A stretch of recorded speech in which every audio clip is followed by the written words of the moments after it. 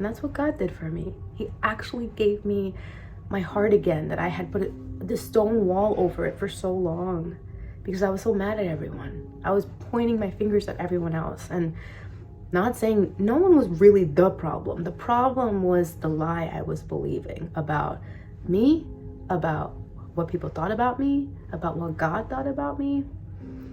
And once I finally accepted the truth of who God called me to be and who I am to my parents, who I am to my sister, who I am to be in this earth, I changed for the better.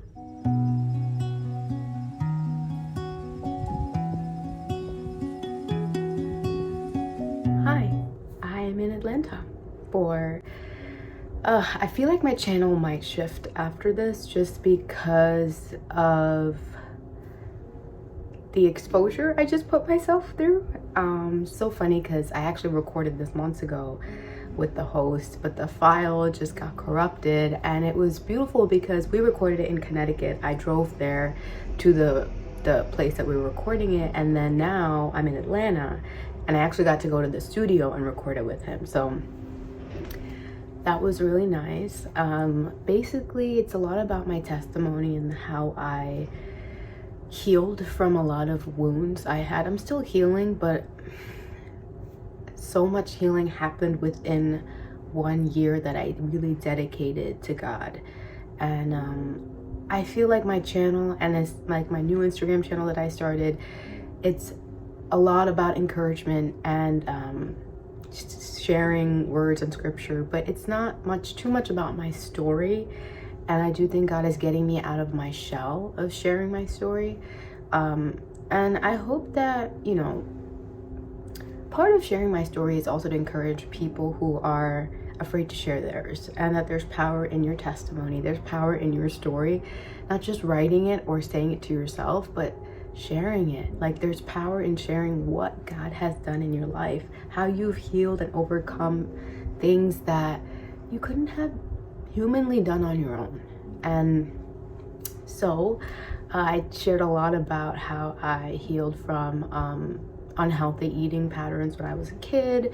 I have a little bit that on my YouTube channel, like being overweight as a kid and then losing a lot of weight when I was a teenager, and doing track and field and just competitive sports, and the effect that had on my mental health and my physical health.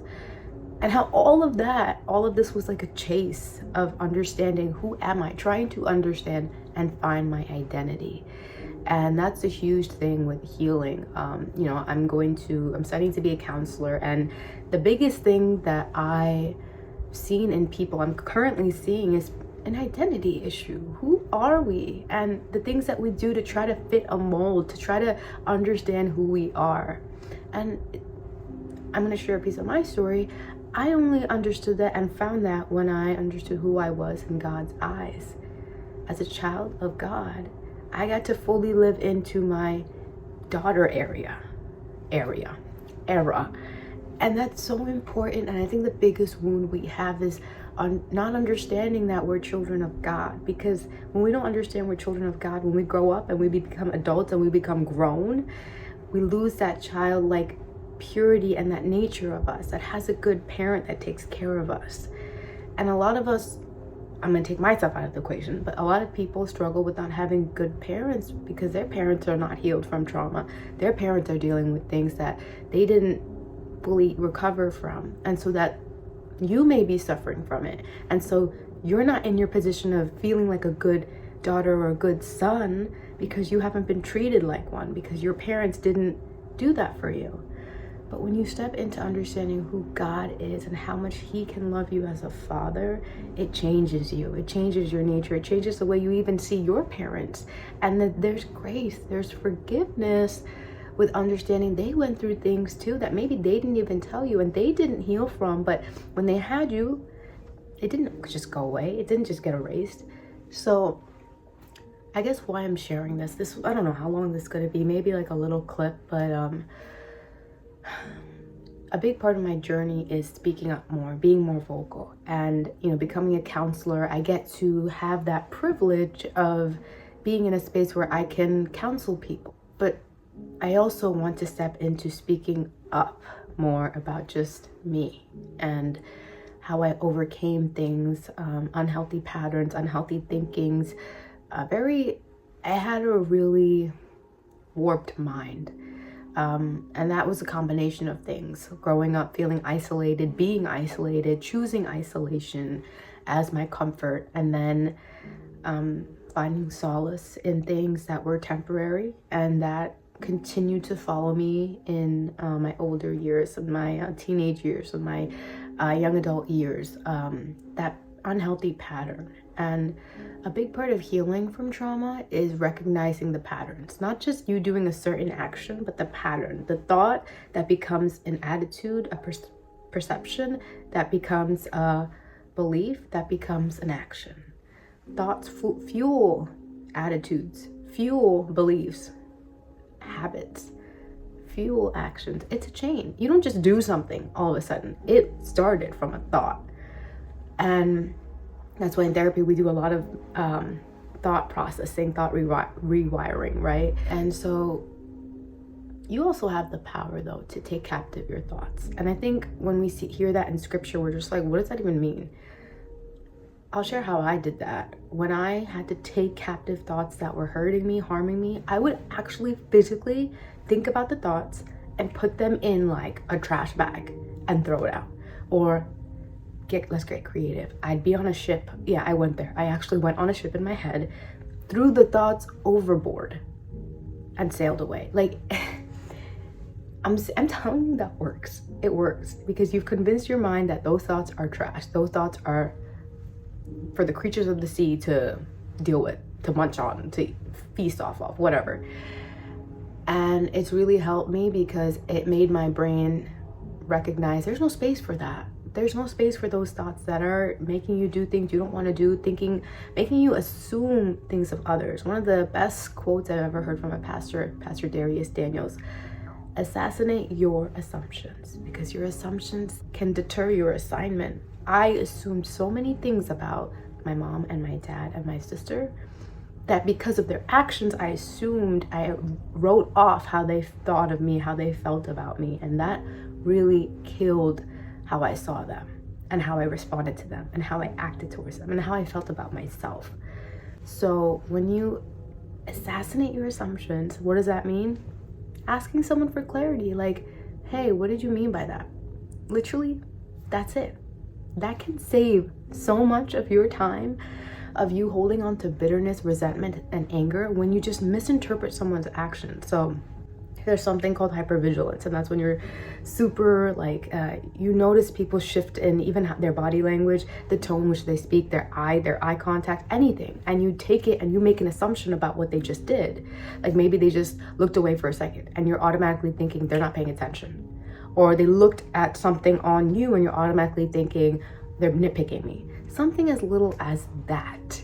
And that's just that negative bias that we as humans have ingrained in us, automatically thinking to the negative, and we're automatically thinking people are out there to get us. We're automatically thinking people are not on our side. That's really important to notice about yourself. If you're hyper vigilant, that's a way for you to protect yourself out of maybe when you were in your past, when you were a kid, you had to protect yourself. It's a trauma response, but it can be undone. And it was hard.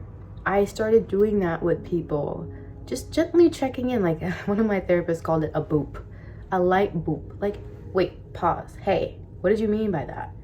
Because 99.9% of the time, they'll explain themselves and you would be wrong, or they'll explain themselves and you have a conversation about it and it gets better. And it just, you move on.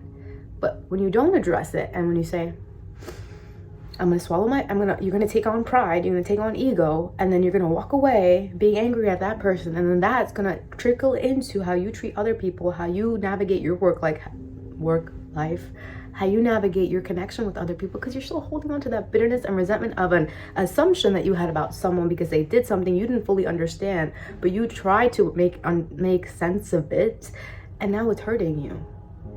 Do you see what I'm saying about assumptions? Like, they just really kill us. So what's the point of this video? The point of this video is kind of showing that I will be shifting my content. I want to be more real and raw with what I've been putting out there so far. I don't even post that much, and I think a part of that was the fear of like being seen, being known, being people knowing a side of me that I wanted to keep hidden. But I would only hope this helps other people. I would only hope it helps you feel less alone. It helps you move towards healing. It helps you move towards hope, because I cannot keep my story shut when I know how redemptive it is. It's the story of God redeeming my life, my heart. Like, oh gosh, if you could see me 6, 7, 8 years ago, why did we go that far? Like 7 years ago, 8 years ago, I was lifeless, like lifeless. And God really restored my heart. There's a scripture in Ezekiel where God tells the people of Israel, I will give you a new heart, a new spirit. I will take your heart of stone and replace it with a heart of flesh. And that's what God did for me. He actually gave me my heart again, that I had put this stone wall over it for so long because I was so mad at everyone. I was pointing my fingers at everyone else and not saying, no one was really the problem. The problem was the lie I was believing about me, about what people thought about me, about what God thought about me. And once I finally accepted the truth of who God called me to be and who I am to my parents, who I am to my sister, who I am to be in this earth, I changed for the better. And if you're not, a believer of Jesus or a believer of God, and you're watching this, I just hope that you can see that, or pray that you can take one moment to be curious and ask God, even if you've never talked to him, but ask him, like, what do you think of me? Can you show me what you think of me? Can you open my heart to things that I've been closed off to? Can you open my mind to things that I didn't want to think about because it's too painful, it's too hurtful to go back there, it's too sensitive to think about those kind of people, those people who said that to me, who did that to me.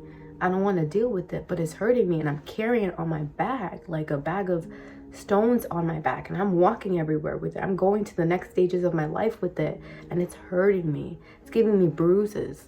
Like, I would hope and encourage that you could just take a moment to lay aside your anger, any pride, and take a leap of faith and just ask God. And I guarantee you, he will move. He will show you. He will meet you. Because God is a good father, and a good father wants to talk to his kids, wants to be there for his children, wants to love on them and heal the places that they haven't touched in a long time. Okay, this video is long, but yeah, so I just want to share that the content will be shifting to real talks. I want to talk more about my family, talk more about my dad. I might make videos about my dad gardening, or my mom, and just share a lot more pieces of my story, like why I stopped running, why I stopped a lot of habits that I thought were healthy for me but were hurting me. I didn't stop running fully, just like a little, a lot. But yeah, so this is just a life update, and I'm so excited that you're part of the journey, and I hope that the content that is coming, that's exposing, that's real, that's raw, that's honest, that's authentic, that reveals these parts of me from my past, I hope that it encourages you to be honest with yourself and to do the work, do the healing, allow God to move in you in ways that you've been afraid to open up. You've been afraid to let other people or even let God in that area of your life. Yeah, have a wonderful day, and I will see you in my next video. Bye.